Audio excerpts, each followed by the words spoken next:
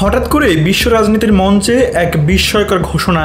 যুক্তরাষ্ট্রের president Donald Trump জানালেন Israel ও Iran সম্মত হয়েছে যুদ্ধবিরতিতে।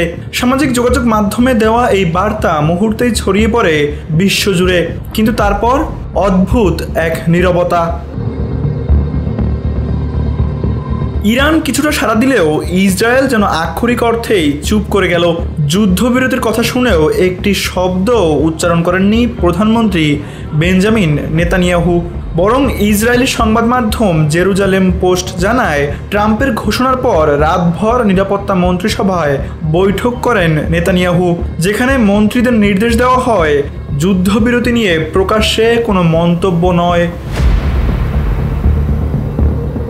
এই রহস্যজনক নীরবতা কি শান্তির কৌশল, নাকি ট্রাম্পের ঘোষণায় অস্বস্তিতে পড়েছেন নেতানিয়াহু?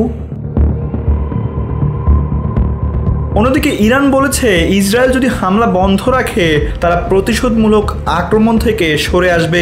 অথচ বাস্তবতা হলো যুদ্ধবিরতির ঘোষণার পরও ইসরায়েলের বিয়ার শেবা শহরে আঘাত হেনেছে একাধিক ক্ষেপণাস্ত্র।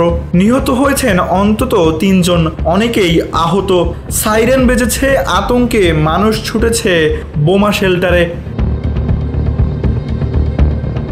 ফলে প্রশ্ন উঠেছে, যুদ্ধবিরতি কি কেবল ট্রাম্পের কাগুজে বার্তা, নাকি বাস্তবতার সঙ্গে বিচ্ছিন্নতার একটি ঘোষণা? বিশ্লেষকরা বলছেন, যদি সত্যিকারের যুদ্ধবিরতি হতো ইসরায়েল হয়তো সেটিকে নিজেদের জয়ের ভাষায় প্রচার করত, কিন্তু তারা চুপ, কারণ যুদ্ধ থামেনি, শুধু মুখোশ বদলেছে। Tanvir Ahmed, NPB news.